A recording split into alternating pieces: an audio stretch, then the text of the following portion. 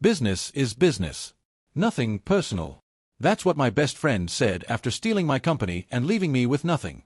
R/pro revenge.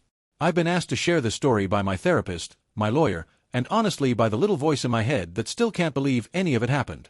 It's been 2 years since the final verdict, and I'm finally ready to write it all down. Maybe it'll help someone else. Maybe it'll just help me. 12 years of friendship. 4 years of building something together. Gone in a certified letter.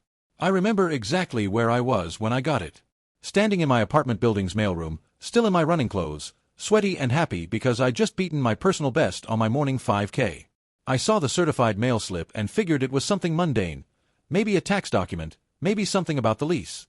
I signed for the envelope, tore it open, and read the words that would change my life. This letter serves as formal notice that you are no longer a shareholder in Company Name LLC. Per the operating agreement dated March 15, 2019, your shares have been diluted below the threshold requiring notification. As of this notice, you hold 0% equity in the company. Your employment has been terminated effective immediately. Please return all company property within 14 days. I read it 3 times. Then a 4th. Then I sat down on the cold tile floor of my mailroom and stared at the wall for what felt like hours. The company I had built from nothing. The code I had written in my garage, on my laptop, with my own 2 hands. The architecture I had designed. The product I had nursed from a terrible prototype to something that was generating $340,000 in monthly recurring revenue. Gone. And the signature at the bottom of the letter? My best friend of 12 years. My business partner. The best man at my wedding, which never happened because my fiancée left me for working too much on this company, but that's another story. The guy who I'd known since college, who'd crashed on my couch when he couldn't make rent, who I'd lent money to more times than I could count. He kept saying, "Trust me, I've got the business stuff handled." I trusted him. That was my mistake. Background. How we started. Let me take you back to where it all began. I met him freshman year of college, in an intro to computer science class he was taking to fulfill a requirement. He hated coding. I loved it. We became friends anyway, probably because we balanced each other out. I was the introverted nerd who could build anything but couldn't talk to people. He was the charismatic sales guy who could sell ice to Eskimos but couldn't write a line of code to save his life. After graduation, we stayed close. I went into software development, climbing the ladder at a series of startups. He went into sales, bouncing around different companies, always chasing the next commission check. We'd meet up for beers, complain about our jobs, and dream about starting something of our own. In 2018, sitting in my garage over too many beers, we finally decided to do it. I had an idea, a SaaS platform for small business inventory management. Nothing revolutionary, but I'd seen enough small businesses struggle with spreadsheets and outdated software to know there was a market. The existing solutions were either too expensive or too complicated. I could build something better. He got excited. Really excited. He said he could sell it, handle the business side, talk to customers. I could focus on what I did best, building the product. You focus on the tech, he said, clinking his beer bottle against mine. I'll handle all the boring business stuff. Legal, accounting, sales. You won't have to worry about any of it. We're partners. We're brothers. We shook hands in my garage that night. No contract. No paperwork. Just 2 friends making a promise. That was my first mistake. But it wouldn't be my last. The building years, 2018 to 2022. For the next 4 years, I worked harder than I've ever worked in my life. I kept my day job for the first year, coding our product from 6 p.m. to 2 a.m. every night, and all weekend. When we finally had enough traction to quit our jobs, I worked even harder. 14-hour days. Weekends. Holidays. I missed my own mother's birthday party because I was debugging a critical issue. And the product was good. Really good. I'm not bragging, I'm just stating a fact. I built something elegant and functional and user-friendly. I handled everything technical, the architecture, the security, the user experience, the back-end, the mobile app. Every single line of code came from my keyboard. He did work too. I want to be clear about that. He wasn't a con man from day one. He brought in our first customers. He handled the sales calls, the demos, the follow-ups. He set up our LLC and managed our finances. When we needed contracts with customers, he handled them. When we needed terms of service, he wrote them or had someone write them. He was genuinely helpful. For a while. But there were red flags. Red flags I chose to ignore because I was too busy, too trusting, too naive. Red flag number 1. He insisted on handling all legal documents himself. Every time I asked to review something, he'd wave me off. Don't worry about the boring stuff. You focus on the product. That's where you add value. Red flag number 2. He set up the bank accounts in his name. It's just easier this way. Less paperwork. Red flag number 3. He asked me to sign documents quickly because of tight deadlines. I signed them. I barely read them. He was my best friend. Why would I need to read them carefully? Red flag number 4. He got defensive whenever I asked questions about the company structure. Do you trust me or not? I thought we were brothers. I trusted him. So I stopped asking. I was documenting our entire journey though. Not because I suspected anything, but because I'm a developer. I document everything. I kept every email, every text message, every Slack conversation. I committed every line of code with detailed notes. I saved every design document, every architecture diagram, every midnight brainstorming session in our shared notes app. My lawyer said I was lucky I kept all those emails. Lucky. I was documenting a friendship. Turns out I was documenting a crime. Update 1. The aftermath of the letter. The week after I got that certified letter was the worst week of my life. I called him immediately after reading it. He didn't answer. I texted him. Nothing. I drove to his house. His wife said he wasn't home. Finally, after 3 days of silence, he agreed to meet me at a coffee shop. I remember sitting across from him, this person I'd known for 12 years, looking at his face and seeing a stranger. He was calm. Too calm. He had that sales smile on, the one he used with difficult customers. Look, he said, stirring his latte, I know this is hard to hear. But legally, you were always just an employee. The technical work you did was work for hire. I built this company. I took all the risk. I handled the business. You just did your job. My job. I could barely get the words out. I built this company. Every line of code. Every feature. Every product decision. He shrugged. And I paid you for that work. You paid me below market rate. We agreed to that because I owned half the company. Do you have that in writing? I felt like I'd been punched in the stomach. We had a verbal agreement, I said. In my garage. 4 years ago. You shook my hand. He actually laughed. A handshake isn't a legal document. The operating agreement is clear. You signed it yourself. I didn't know what I was signing. That's not my problem. I stared at him. This wasn't my best friend. This wasn't the guy who'd been best man at my almost wedding, who'd cried with me when my dad died, who'd helped me move apartments 3 times. This was someone else entirely. Someone who'd been planning this for years. Why? I asked. My voice cracked. Why would you do this? For just a moment, just a fraction of a second, I saw something flicker across his face. Guilt, maybe. Or shame. But then it was gone, replaced by that cold sales smile. Business is business, he said. Nothing personal. He stood up, dropped a 20 on the table, and walked out. The worst part isn't the money. It's knowing he looked me in the eye every day for 4 years while planning to steal everything. Update 2. Finding a lawyer and building my case. I spent the next month in a fog of depression and rage. But somewhere in that fog, something else started burning, determination. I wasn't going to let him win. Not without a fight. I found a lawyer, a partner at a well-respected business litigation firm, who took one look at my documentation and said something that gave me my first real hope. This isn't hopeless. Not even close. She explained what had happened. Over the course of 4 years, he had systematically restructured the company in ways that diluted my shares. First from 50% to 35%. Then from 35% to 20%.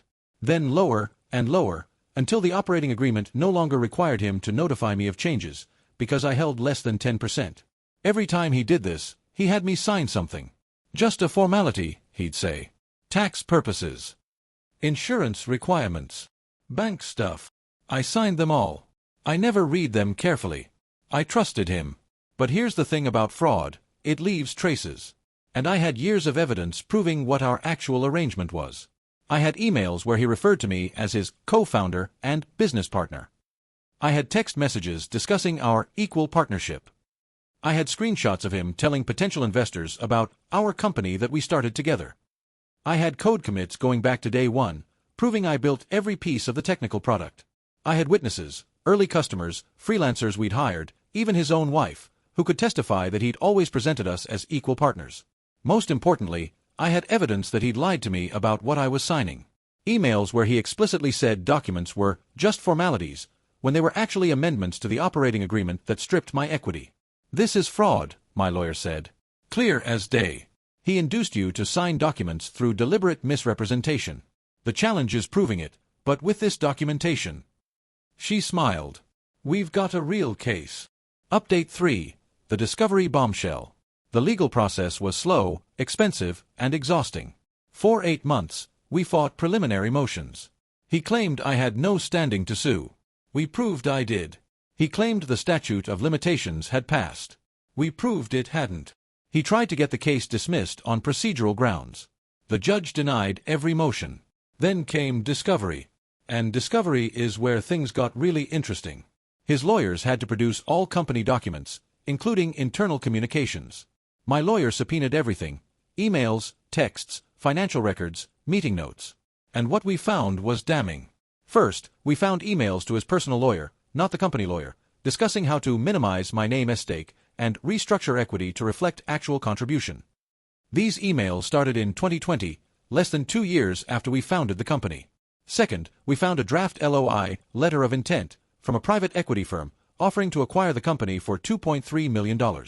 The LOI was dated 3 months before I received that certified letter. Third, and most damaging, we found a text message chain between him and his wife where he explicitly said, "Once I push my name out, we can close the deal and disappear. He'll never know what the company was really worth." He wasn't just stealing my company. He was planning to sell it for $2.3 million and vanish with the money, leaving me with nothing and no way to trace where the value had gone.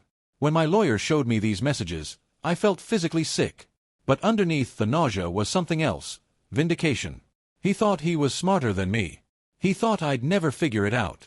He thought all those documents he had me sign would protect him forever. He was wrong. Update 4. The trial. The trial lasted 3 weeks.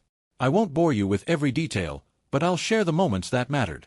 The first major moment was when my lawyer presented the timeline of emails. She put them up on a big screen, message after message where he referred to us as partners, co-founders, and equal owners. She showed his emails to investors, to customers, to banks, all saying the same thing: this was our company, built together. Then she showed the documents I'd signed. She highlighted the language that stripped my equity, hidden in dense legal jargon, surrounded by genuinely mundane administrative provisions. She showed his emails telling me these were just formalities. "Ladies and gentlemen," she said, "this is textbook fraud." He lied to his partner, repeatedly, in writing, to induce him to sign documents that stole his ownership. The evidence is overwhelming. The second major moment was his testimony. On the stand, he tried to maintain his sales persona. He smiled. He charmed. He acted like this was all a big misunderstanding. But under cross-examination, he crumbled. My lawyer asked him, "You told your wife you were going to push him out and disappear. What did you mean by that?" He had no good answer. He stammered. He tried to claim it was taken out of context. But there was no context that made those words innocent. The judge's face was stone. The third major moment was when I testified. I told the whole story. From the garage, to the handshake, to the 4 years of work, to the certified letter, to the coffee shop confrontation. I showed screenshots of my code commits, thousands of them, time-stamped, annotated, proving I built the entire product. And I said something that I think landed with the judge. I never wanted to be here. I never wanted to sue my best friend. I just wanted what was fair. I built this product. I worked 14-hour days for 4 years. I gave up relationships, health, and sleep to make this company succeed. And he took it all because he thought I wouldn't fight back. I looked directly at him when I said that. He looked away. Update 5. The verdict and aftermath. The judge's ruling was unequivocal. She found that we had a valid oral partnership agreement that predated the LLC formation. She found that he had committed fraud by inducing me to sign documents through deliberate misrepresentation. She found that the operating agreement amendments were void due to fraud and failure of consideration. She awarded me 1. 50% ownership of the company, consistent with our original agreement. 2. Compensatory damages of $287,000 for the years of below-market salary I'd accepted based on fraudulent promises. 3. Punitive damages of $400,000 for deliberate fraud and breach of fiduciary duty. 4. Attorney's fees and costs of approximately $180,000. In total, I was entitled to half of a company worth $2.3 million, plus nearly $900,000 in additional damages and fees. But here's where it gets even more interesting. During the trial, my lawyer had reported the text messages about disappearing to the authorities. The day after the verdict, he was arrested for criminal fraud and wire fraud. The planned sale of the company, the hidden assets, the intent to flee, it all added up to federal charges. His wife filed for divorce within the month. I heard she took the house. His reputation in our industry was destroyed. The business community is small, and everyone knew what he'd done. No one would work with him. No one would hire him. His LinkedIn went silent. The company. I didn't want it anymore. Too many memories. I sold my 50% stake to the PE firm that had originally been circling, for $1.4 million after taxes and fees. Not life-changing money, but enough to restart. He couldn't sell his half. It was frozen pending the criminal case. Last I heard, he was facing up to 10 years in federal prison. Justice served. Right. Reflection. 2 years later. People ask if I'm happy he lost everything. I'm not happy. I'm just tired. And I miss my friend, the person I thought he was. That's the thing no one tells you about winning. Victory is hollow when you've lost something that can't be replaced. I replay our friendship in my head constantly, trying to figure out when it went wrong, trying to find the moment when the person I loved became the person who betrayed me. I think I found it. It was 2020. The company had just hit $100,000 in monthly revenue. We were becoming something real. And a small investment firm reached out, expressing interest in our growth. I remember the look on his face when he told me. Something changed in his eyes. A calculation. A hunger I'd never seen before. Before that, I think he genuinely saw us as partners. He wasn't planning to betray me from day one. He really did help build the business, really did care about our friendship, really did see a future together. But when the money became real, when it stopped being a dream and started being a potential fortune, something in him shifted. The stakes got high enough that friendship stopped being sacred. I've thought a lot about whether I could have prevented it. If I'd paid more attention. If I'd read those documents. If I'd insisted on more formal protections from the beginning. Maybe. But I've come to realize something. You can't build a relationship on the assumption that your best friend will stab you in the back. You can't live that way. At some point, you have to trust. I trusted him. He chose to betray that trust. That's not my fault. That's his failure, not mine. Where I am now. I'm 33 now. 2 years post-verdict. I took the money from the sale and started a new company, solo this time. I hired contractors for the business side, with clear contracts and regular audits. I have a lawyer on retainer. I read every document before I sign it. The new company is doing well. Not as well as the old one, but well enough. I'm building something again, and this time it's entirely mine. But something in me is broken. I don't have close friends anymore. Not really. I have colleagues, acquaintances, people I grab drinks with occasionally. But that deep, trusting friendship I had with him, I don't know if I'm capable of that anymore. I went on a date last month, my first in almost a year, and caught myself analyzing everything she said for hidden motives. That's not healthy. I know that. I'm working on it. My therapist says trauma changes your brain. Makes you hypervigilant. Makes you see threats everywhere. She says it gets better with time. Maybe she's right. I hope she's right. For now, I'm just taking it day by day. Building my company. Going to therapy. Trying to remember that most people aren't like him. Most people don't spend 4 years planning to destroy their best friend. He made a choice. When the stakes got high enough, he chose money over friendship. That was his decision, and he's paying for it now. I made a choice too. I chose to fight back. To document everything. To trust my lawyer and the system. To believe that truth would win. It did. But at what cost? I built a company worth $2.3 million and lost my best friend. I won a lawsuit and lost my ability to trust. I got justice and gained insomnia. People read these stories and want a happy ending. A clean resolution. The hero wins, the villain loses, credits roll. Real life isn't like that. Real life is messy and complicated and leaves scars that don't heal. Advice for others. If you're in a situation like mine, starting a business with a friend, building something together, please learn from my mistakes. 1. Get everything in writing. I don't care how close you are. I don't care if they're your best friend, your brother, your spouse. Get a proper operating agreement drafted by a lawyer. Spell out exactly who owns what, who does what, and what happens if things go wrong. 2. Read every document you sign. Every single one. If it's too complex to understand, hire a lawyer to explain it. Never let someone pressure you to sign quickly or without review. 3. Keep documentation of everything. Every email, every text, every conversation about the business. You're not being paranoid, you're being prudent. 4. Trust but verify. You can trust your partner while still having proper checks and balances. If they get offended by that, that's a red flag.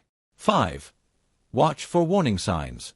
If someone insists on handling all the boring stuff and gets defensive when you ask questions, that's not a good partner, that's a potential problem. I wish I'd known these things 4 years ago. But I was young and naive and in love with the dream of building something with my best friend. Now I'm older, wiser, richer, technically, and so tired. Final thoughts. He's in prison now. Federal minimum security. I got a letter from him last month, forwarded through my lawyer because I'd blocked his direct contact. He apologized. Said he got caught up in the money, made choices he regrets, would do anything to go back and change things. Said he missed our friendship. Said he hoped someday I could forgive him. I don't know if I can. I don't know if I should. What I know is this. He was my best friend for 12 years, my business partner for 4, and my betrayer for 2. And the betrayal erased everything that came before. I'm successful now. I'm wealthy enough. I'm building something new. But there's a hole where that friendship used to be. And I don't know if it will ever be filled. To everyone reading this, protect yourselves. Document everything. Get it in writing. And never, ever assume that loyalty is enough. Business is business. Nothing personal. Isn't that what he said?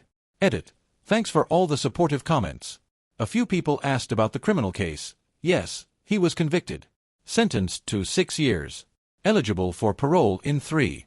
I won't be attending any hearings. Edit 2. Someone asked if I'd do it all again. Start a company, take the risk, build something from nothing. Yeah. I would. The company was a good idea. The product helped a lot of small businesses. The work was meaningful. I just wouldn't do it with him. TLDR. Best friend of 12 years secretly restructured our company over 4 years to steal my 50% stake. I found out via certified letter. Sued him, discovered he was planning to sell the company and disappear. Won the lawsuit, got my share plus damages for fraud. He's now in federal prison, divorced, reputation destroyed. I'm financially comfortable but emotionally scarred. Get everything in writing, folks. Here's what I learned from being betrayed by my best friend. Trust is a choice, and so is betrayal. I made mine. He made his. 12 years of friendship. 4 years of building something together. Gone in a certified letter. He kept saying, "Trust me, I've got the business stuff handled." I trusted him. That was my mistake. Every document I signed without reading. Every red flag I ignored because we were brothers. Every time he got defensive when I asked questions and I backed off to keep the peace. I was documenting a friendship. Turns out I was documenting a crime. The worst part isn't the money. It's knowing he looked me in the eye every day for 4 years while planning to steal everything. Every beer we shared. Every late-night debugging session. Every time he called me his partner and co-founder, he was already calculating how to push me out. I found the moment it changed. 2020. The company hit $100,000 monthly revenue. An investment firm reached out. I remember the look in his eyes when he told me. Something shifted. A hunger I'd never seen before. Before that, I think he genuinely saw us as partners. He wasn't a con man from day one. But when the money became real, when it stopped being a dream and started being a potential fortune, friendship stopped being sacred. The stakes got high enough. He made his choice. Business is business, he told me in that coffee shop, after I'd read the letter, after I'd realized everything was gone. Nothing personal. Nothing personal. 12 years of friendship. 4 years of sacrifice. My entire career. Nothing personal. I won. The judge saw through everything. 50% of the company. Nearly $900,000 in damages. He's in federal prison now. 6 years. His wife left. His reputation destroyed. Justice served. Right. People ask if I'm happy he lost everything. I'm not happy. I'm just tired. And I miss my friend, the person I thought he was. That's what no one tells you about winning. Victory is hollow when you've lost something that can't be replaced. I'm successful now. New company. Clear contracts. Lawyer on retainer. I read every document before I sign it. I have colleagues, acquaintances, people I grab drinks with occasionally. But that deep, trusting friendship. I don't know if I'm capable of that anymore. My therapist says trauma changes your brain. Makes you hypervigilant. Makes you see threats everywhere. She says it gets better with time. He sent me a letter from prison. Said he got caught up in the money. Said he missed our friendship. Said he hoped someday I could forgive him. I don't know if I can. I don't know if I should. What I know is this. He was my best friend for 12 years, my business partner for 4, and my betrayer for 2. And the betrayal erased everything that came before. Protect yourselves. Document everything. Get it in writing. And never assume that loyalty is enough.